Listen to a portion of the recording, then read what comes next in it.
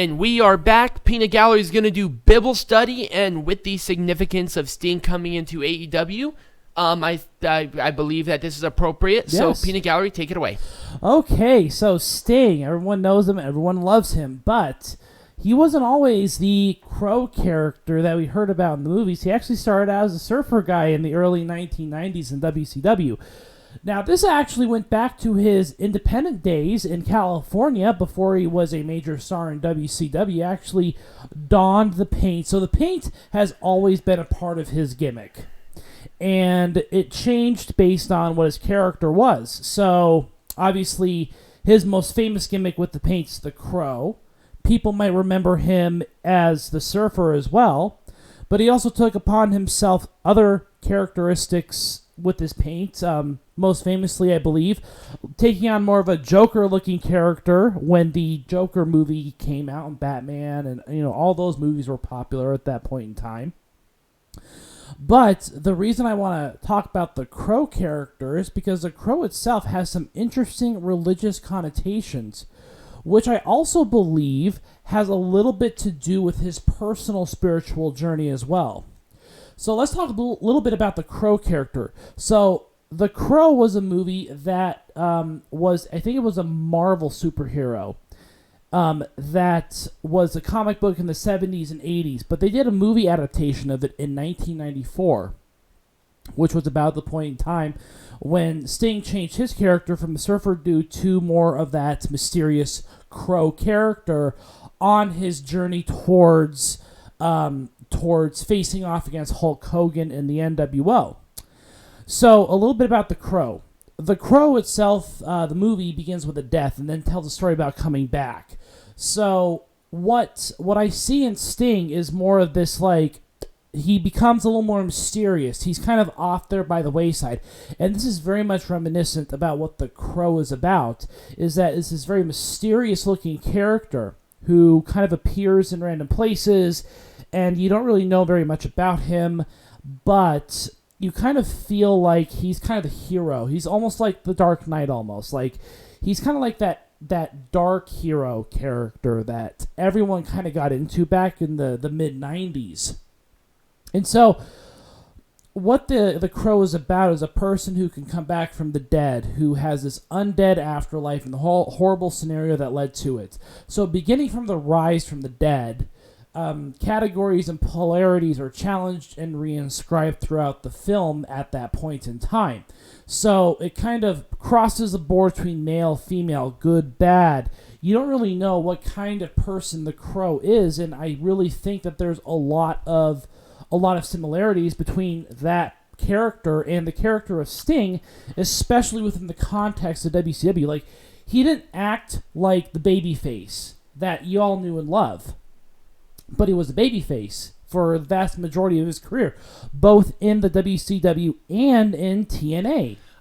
I believe that the Crow character also wouldn't have been a thing for Sting if it wasn't for the death of Brandon Lee, yes, who played the Crow, right, and died on set, right. So, and also the black and white face paint, it signified the mourning of the death of WCW at the time as well. And so, that again, there's a lot of that character between Sting and the Crow.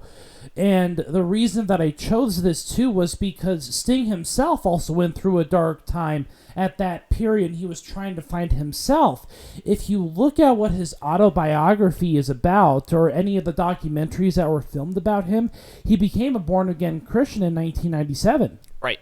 And he was himself going through these dark places in his life and realized that he needed help. So really, you kind of look at Sting, and I think that Sting as a character, the Crow character in WCW, was so authentic because he himself was going through it, and he identified with the character, the Crow, from the movies and from the comic books.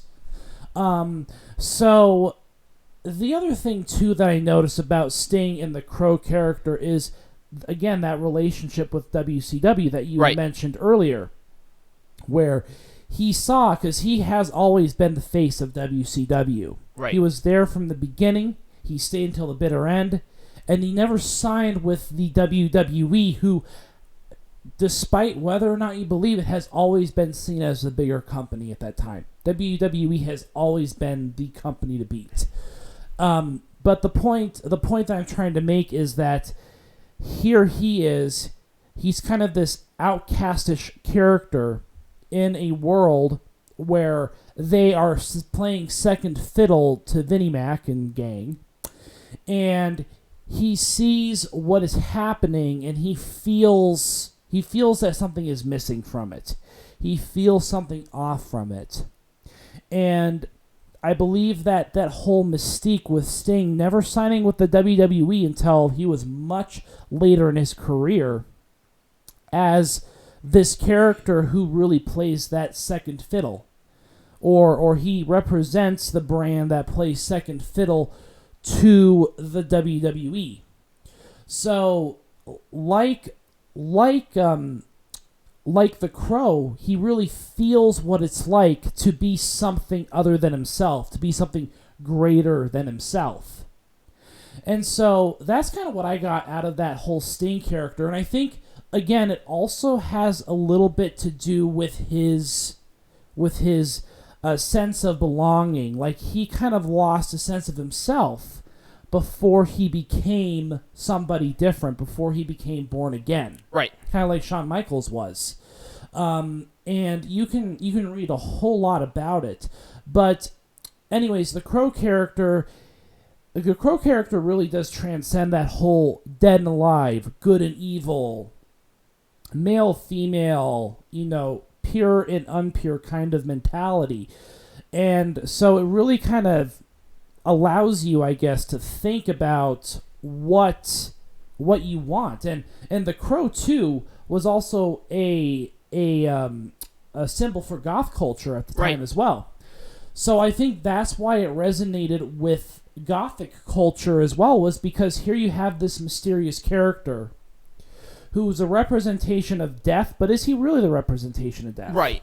It was not really a representation of death. It was more of the mourning aspect, because Sting was the man in late 80s, early 90s. Right. And when he was like the rise of it. He was the homegrown talent but then Jim you know, Crockett. you had NWO come in and ruin, quote unquote, of what it is, and they built that so beautifully with the patience and the build. Unfortunately, the match blew ass, but that's a whole thing for another time.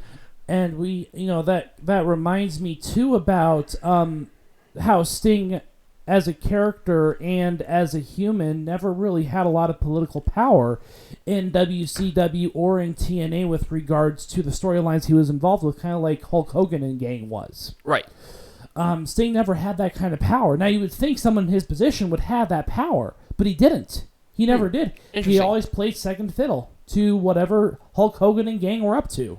Right. Well, maybe more so in TNA that he maybe wasn't second fiddle, because he wanted to spruce up he wanted to do a difference into the character of Sting, which is why he evolved to the Crow or the Joker character. Right. Which, people can say yay or nay, but I loved that character. Right. It gave him some new life, but at the same time, what the connotation is with this is that during the time that he changed from the Surfer Sting to the Crow Sting that we know and love now, that he was going through a drug habit. Right. And also part of it, I think he even said on an interview years and years ago, that it kind of lined up where it was with not only because Surfer Sting was going through the drug abuse, it was not only the death of the Surfer Sting, but it was the Surfer Sting lifestyle, where he had that new life back into it with the Crow character, which is a bit of irony given of the religion that he is now being a born again. And this actually touches on the last point I want to make, and that's about counterculture.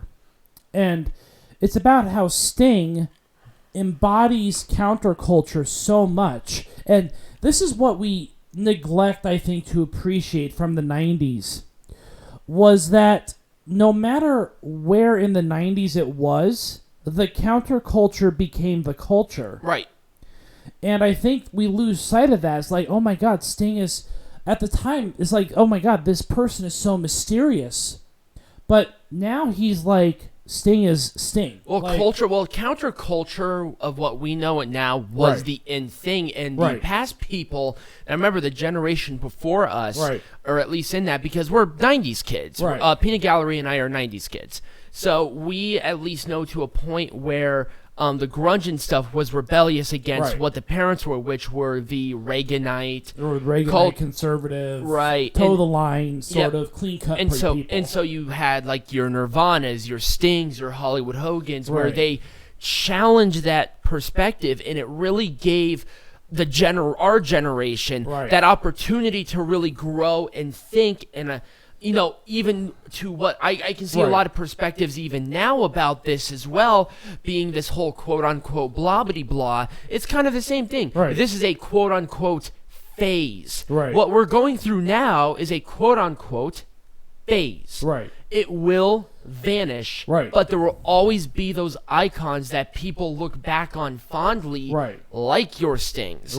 And Sting now, like I said, tying into that religious connotation of being so polar opposite of who he is. This was his outlet. And I think still this is his outlet. He is a character, and any wrestler who really wants to do something like this, you better take some fucking notes. Sting is a great representation of what to do. If you're very religious, you can still be a wrestler, but make it be so polar opposite of who you actually are, because there has to be a balance. And for me, I kind of want to end on this. Like, The Crow is messy. It's a messy movie. There's a lot of opposites going on at the same time, but at the end of the day, it really does make sense, doesn't it? Like, you can kind of make sense of the chaos, the inherent chaos that The Crow is about, and you can translate that to Sting. You can embrace the chaos, the seeming contradictions of Sting. But as a person, if you look back and you have an overarching view of his career and his life and his gimmick, it starts to fall into place. So, anyways, that's the Bibble study. When we come back from break, wrestling lessons with Tiger Height, talking about the late, maybe great, Pat Patterson. Yes.